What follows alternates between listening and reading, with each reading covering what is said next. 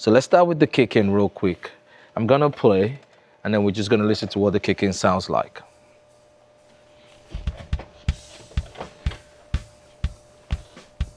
So obviously you can hear the attack of the kick. First things I'm doing, I'm adding a filter. So just to kind of clean up a bit, 60 hertz high pass, 10 kilohertz low pass. The Beta 91, you're already gonna get all the attack you need, so I'm not really trying to do much.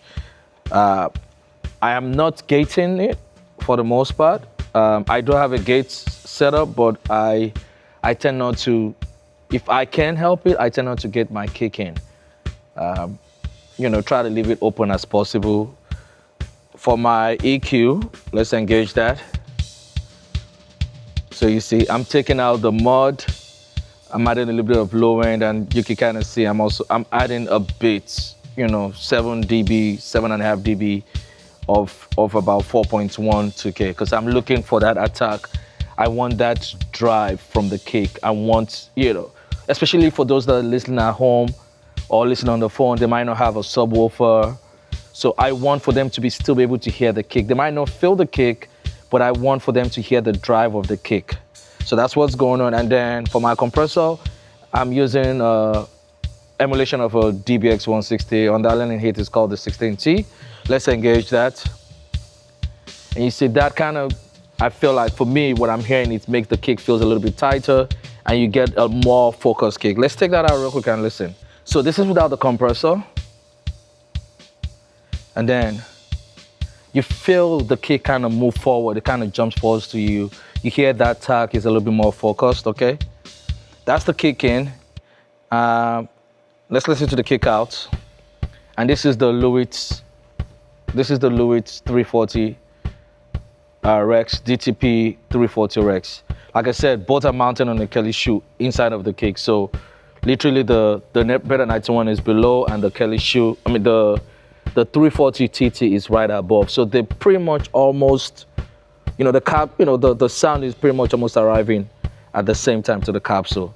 Okay, let's take a look at what we're doing on the filters. So 41, about 42 hertz high pass, and about 12.6 kilohertz low pass, okay? What are we doing on the gate? I am actually using the gate in this case. And how am I triggering the gate? I'm using the kick in to trigger the gate. I'm using the kick in to trigger the gate for the kick out. So right now you probably don't hear it. Let me bring in the kick in. Okay. Without the gate. So it just clears it up just a bit. That's really all it does. And then let's bring in the EQ. Now you get more of the oomph, you get more of the roundness from the kick out. You also have some attack because, you always want that attack, especially, like I said, because I'm also mixing for stream. I'm trying to make sure for those that might not have the low end, the subwoofers, those maybe listening through their laptop, through the TV, that might not have a hi-fi home system, that they can hear the kick. They might not feel it, but I want them to be able to hear it. And then compressor, same thing, the 160 TT. And then just makes it focus. Both kicks together. Just the kick in.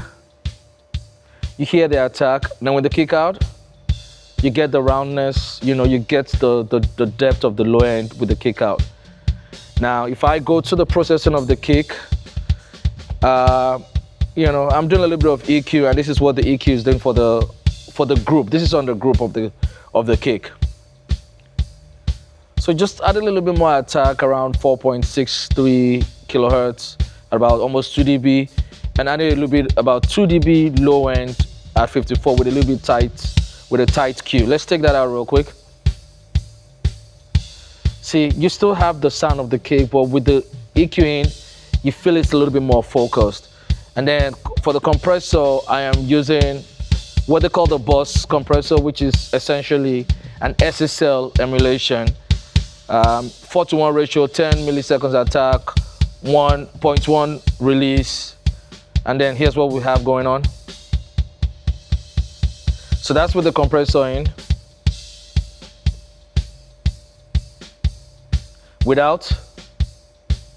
So you just see, it just kind of rounds it off and just kind of brings a little bit more in your face, makes it a little bit more focused in. So that's what's going on the kick.